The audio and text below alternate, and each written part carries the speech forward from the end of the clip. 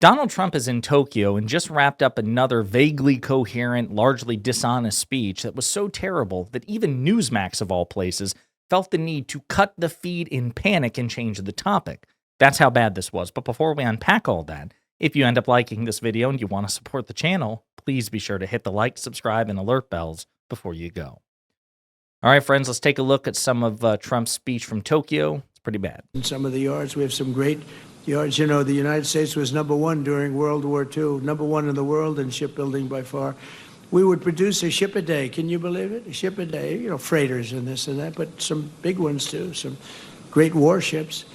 And we just let that, our leadership, the person standing right where I am numerous years ago, a number of them, they just let it. Good morning. You have been watching President Trump address business leaders there in Tokyo, Japan, live. It's just past 8 p.m. there. This as he wraps up the Japanese leg of his East Asia trip. His next up is South Korea. Great to be with you this morning. You're watching Wake Up America. It is Tuesday, October 28th. I'm Charlotte McBride. And I'm Mark Lauder. So the president has had a very busy day in Japan, just finishing up speaking, or he still is speaking to those business leaders in Japan. But we're not going to talk about it. We're definitely not going back to it. You know, we had so many boats. We gave it up many years ago. The person standing where I am here made a different decision. Not so many boats. You know the boats. You have many boats as opposed to small boats. And why am I getting played off like it's the Emmys or the Oscars? What are you talking about? I'm not leaving. And the visible pain you can see on the Newsmax host's face as they cut the feed away from Trump is so damn funny. And again, even admitting, yeah, he's still speaking, but we're not going back to that shit. I understand. So let's go to a different clip earlier on in that speech. Let's start at the beginning and work our way down. Before, and we had 4 great years. You know, we had the greatest economy in the history of our country, but we're blowing it away this time, to be honest with you. We're blowing it. We had 4 great years. As you know, we had the 1-year deduction. I call it the 1-year little deduction, like you can deduct every single thing. And nobody ever thought that was possible. That beats 38 years, right? But now we did it for a period of 10 years instead of period of 1 year. It's much stronger. It's and you can deduct structures, and for the people, you have no tax on tips, no tax on Social Security. Think of again, so all of that is horse shit. There are still tax on tips. That as far as Social Security is concerned, it's a greater deduction for certain eligible people in Social Security, but it is not a blanket no tax on Social Security. So Trump is lying his ass off. What's hilarious though is during that little screed there, he was like, we're blowing it out of the water. We're blowing it. And then he stops himself. He cuts himself off. I agree with that last part. You were definitely blowing it. He inherited the biggest, best, most successful economy in the world, the hottest economy from President Biden, which still had its issues, but inflation was actually on a downward trajectory as opposed to creeping back upwards, which it has under Trump, largely because of his own tariffs, which, again, it's not like he inherited that. He chose to impose these unilateral tariffs on the rest of the world, effectively ratcheting up inflation. That's all his fault, and therefore the political consequence should be him as well. And his polling on the economy continues to plummet. He is disastrous on the economy, and the American people are finally waking up to that fact. But I digress. Here's another clip.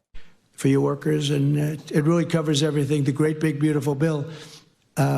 We got everything done. I said, let's get it all done. A lot of people want to do it little, small pieces, like 9 of them, 12 of them.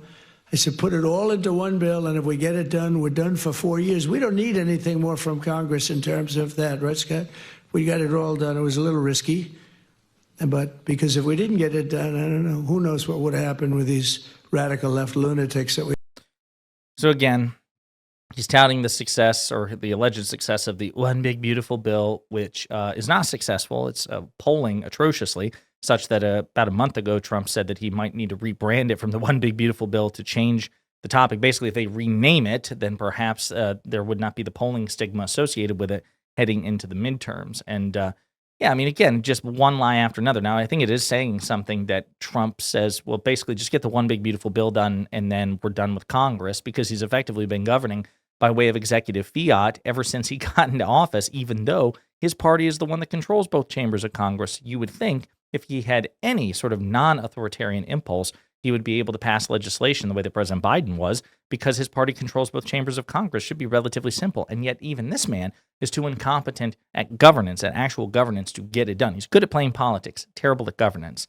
And again, just lying about things. No taxes on tips. Again, there's This idea that, nobody's paying taxes on their tips, just not true. It just increases the deduction at which you're eligible for that sort of relief. It's the same thing for Social Security. Again, no tax on Social Security.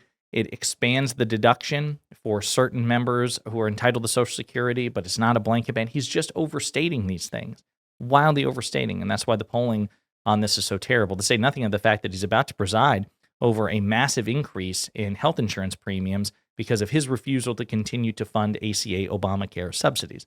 But I digress. Here's another clip. I said, you can build your own electric generating sources.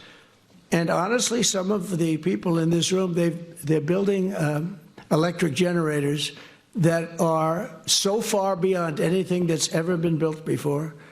They're using all different types of fuel. They're using nuclear. They're using oil and gas. They're using coal as a backup. Coal is a great backup. If something happens, you can put it aside, and if you ever need it, you can use it. But it's a great thing. And we're getting you very fast approvals. Lee Zeldin's doing a fantastic job.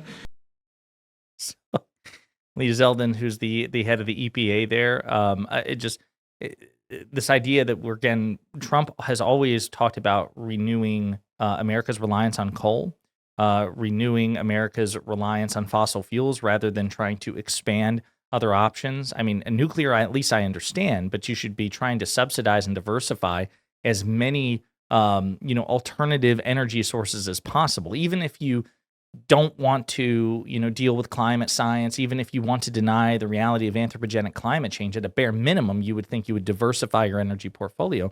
And yet, again, Trump can say what he wants, but he's really, really wanting to keep to fossil fuels. That has been something that he's just really been emphasizing since his first campaign, probably because he doesn't understand, the fact that it was probably better off and would make energy cheaper if you were to diversify your energy portfolio, to say nothing of the fact that energy costs are skyrocketing on his watch, to say nothing of the fact that he talks about removing subsidies for the Green New Scam, but he continues to provide massive subsidies for gas and oil.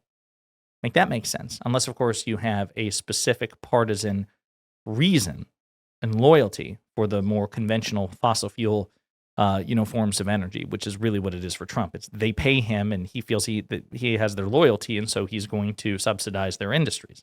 Again, I digress.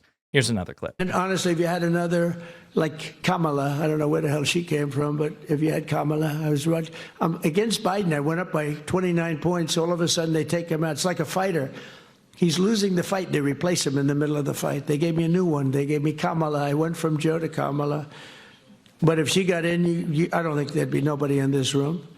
You wouldn't be doing anything. You'd be elsewhere doing things, and wouldn't be the same. But you have a great partner now in the United States, getting you started, and you will have everything done very, very quickly, record time, as fast as, I think, much faster than maybe any other country, other than China. Because in China, you have a good system also. You have a system where President Xi can approve it immediately. So that's even faster. He doesn't have to wait 2 weeks. I have to wait 2 weeks. But you do go quickly there. So again, here he is just openly admitting China. He wants China's authoritarian regime. This is the point. Like when people say, we don't have kings. I'm not a king. We don't have kings. Trump's not a king. He just on camera, off camera, in tweets and other places just fantasizes so much about having a totalitarian regime with him at the head. President Xi, he has such a great system because it's just whatever he wants and he doesn't have any separation of powers, checks and balances. I mean, what's up with that? That's the reason. It's one of the many reasons why the No Kings protests were perfectly valid. And anyone who says otherwise is a liar or a moron, or perhaps both. One last clip of Trump's speech in Tokyo. 20 or $21 trillion invested, or to be invested. Very importantly, I mean, the money's coming in, and a lot of it's commitments that are incredible. Tim Cook is doing, I think, like $600 or $650 billion, right? Think of it. You've done more than the entire group here. We raised $518 billion, and there's one man sitting here at $650. But good, and they're treating you great, right? We give them fast permits. We give everybody fast permits. No more waiting 20 years before you get rejected. Yeah, the ease with which Trump has been able to subjugate people like Tim Cook, he used to call Tim Apple, the CEO of Apple, and these other titans of industry. It's really alarming. It's really alarming, and again, something that Democrats need to be thinking about if and when we ever get back into power, how we're going to address that. Because Scott Galloway, who's co-host of the Raging Moderates podcast alongside my friend Jessica Tarlov, he says this all the time that Democrats should be basically telling industry leaders and other countries like, okay, you guys bending the knee to Trump now in order to save your own asses, there may well come a time when Trump is no longer in power and we're back in power, and there's going to be hell to pay for you all sacrificing American democracy for the sake of your short-term finances and the short-term political expediency of the Republican Party. But again, it's very ominous, and it just goes to show what the Democrats are up against as we head into the 2026 midterms and 2028 presidential election. I mean, the array of political and financial force against us is truly staggering, something to think about. In the meantime, let me know what you think in the comments.